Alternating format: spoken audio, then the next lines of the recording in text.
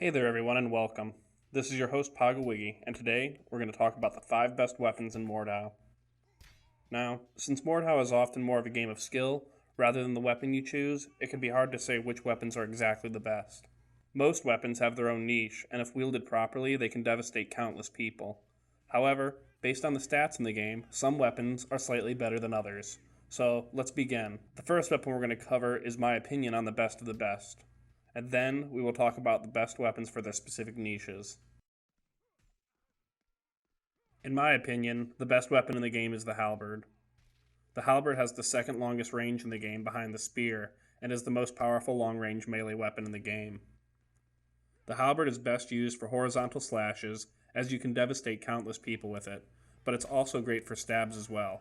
The alternate mode of the Halberd is nice because it increases your range slightly, but it prevents you from comboing. Depending on the weapons you are up against, going between these two modes is essential, and is part of the reason I regard this weapon so highly. You can rely on it in nearly all situations. The only time it's lacking is in extreme close range situations, against a fast weapon like the rapier or arming sword. But if you're good at moving, you can get out of these sticky situations pretty easily. The next weapon is best in the games in terms of being multifaceted, and being able to fight in all situations at a decent level. That weapon is the longsword. The longsword is mid-range compared to all the other weapons in the game, and slightly faster at attacking, and it's able to deal lots of damage to armored and unarmored opponents alike. The damage of the longsword, however, leaves something to be desired. It takes about 1 to 5 hits, depending on where you hit somebody, to kill them. The alternate mode makes fighting armored players much easier, and also facilitates in changing your attack timing. This is useful for tricking your enemies, but it leaves you with a slightly smaller range. The longsword is also great for both duels and front lines, but is slightly better for dueling. In fact, the longsword is one of the best dueling weapons in the game because it's so versatile. This next weapon is best in terms of close quarters capability, and that is the arming sword. While some people might regard the rapier as the most OP weapon in the game, the arming sword is much worse. The rapier attacks only slightly faster, with stabs, but does much less damage in most categories than the arming sword does.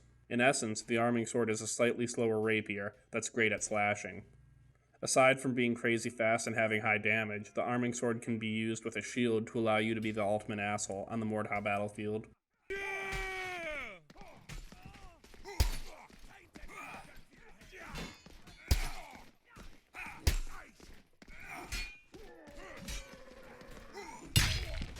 This next weapon is the best in terms of being a frontlines beast, and that is the spear. The spear is not as good as the halberd in terms of attack damage, but makes up for this in being the longest range weapon in the game.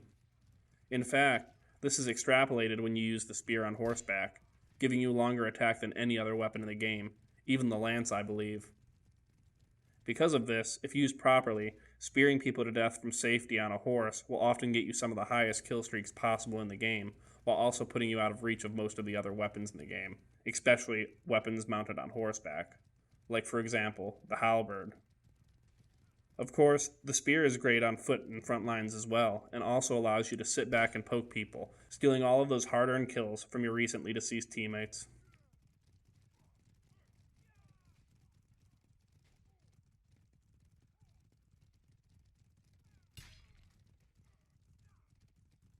The final weapon discussed is actually 2 weapons, and that is the Maul and Sledgehammer. In terms of eating stamina, these weapons are the best in the game, and that's because they both consume the most stamina points when an enemy parries. The Sledgehammer is actually better than the Maul at 35 stamina points per parry, but this limits you to being a peasant.